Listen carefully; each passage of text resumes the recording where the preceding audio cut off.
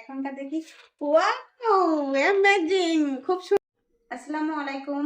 আপনারা সবাই কেমন আছেন? আমি আশা করি আপনারা সবাই ভালো আছেন আর আমিও ভালো আছি। তো আজকে আমি এই প্যাকেটটা আমরা বাজার থেকে কিনে আনছি। এখানে লেখা আছে 3 মিনিটে পপকর্ন হয়ে যাবে। তো সেটা 3 মিনিটে হবে কিনা তাই আমরা টেস্ট করব আর আপনাদেরকে দেখাবো। এরপর আমি কড়াইটা চৌকাতে বসায় নিব আর চৌকাটা অন করে দিব। তারপর আমি 1 মিনিট সময় ওয়েট করব,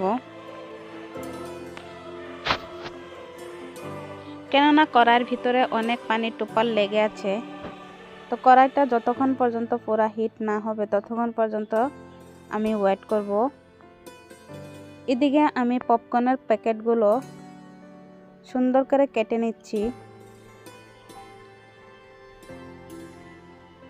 এদিকে আমার কড়াইটা কিন্তু সুন্দরভাবে হিট হয়ে গেছে।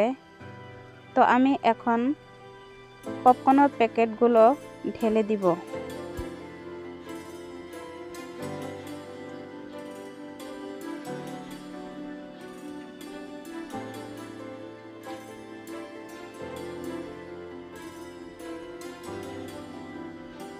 এখানে আপনাদের কোনো কিছু মেশানোর দরকার নেই, কেননা এখানে যতটুকু লাগে সেতটুকু তেল এবং মশলা মেশানো আছে। এরপর আমি আরেকটা প্যাকেট ঢেলে দিব।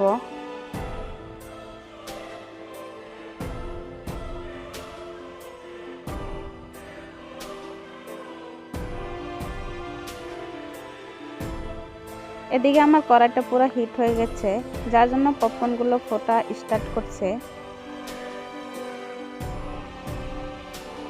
এরপর আমি আরেকটা প্যাকেট ঢেলে দিব। এখনকার আমি সুন্দর করে লেড়ে চেড়ে পপকর্নগুলো বসায় দিব, যাতে প্রত্যেকটা পপকর্নে হিট পায় আর ফুটে যায়। তারপর আমি ঢাকনিটা সুন্দর করে মেরে দিব, যাতে ভিতর থেকে কোনো ধরনের ভাপ বাইরের দিকে না আসে।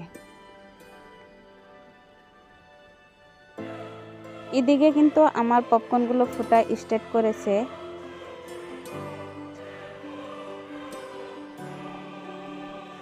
কড়াইয়ের ভিতর থেকে অনেক শব্দ বের হচ্ছে।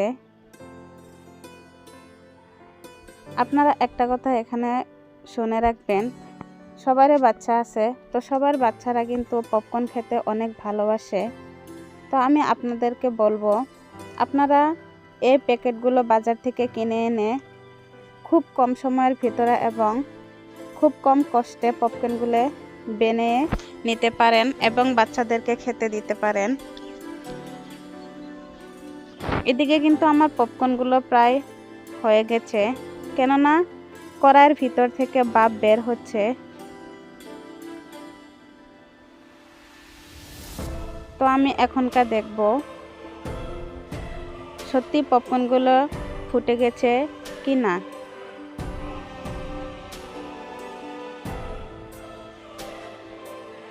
এখনকার আমি লাহে করে ঢাকনটা খুলব।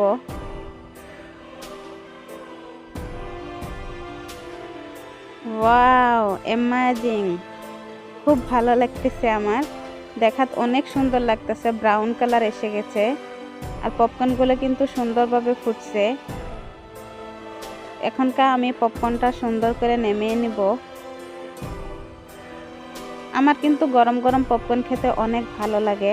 যেগুলো পপকর্ন বাজারে কিনে পাওয়া যায় সেগুলো কিন্তু গরম থাকে না, সেগুলো একটু ঠান্ডা হয়। আর এই পপকর্নটা খেতে অনেক টেস্টিও হয়। সো আমি আপনাদেরকে দেখাচ্ছি পুরো 3 মিনিটের ভিতরে আমার পপকর্নগুলো রেডি হয়ে গেছে।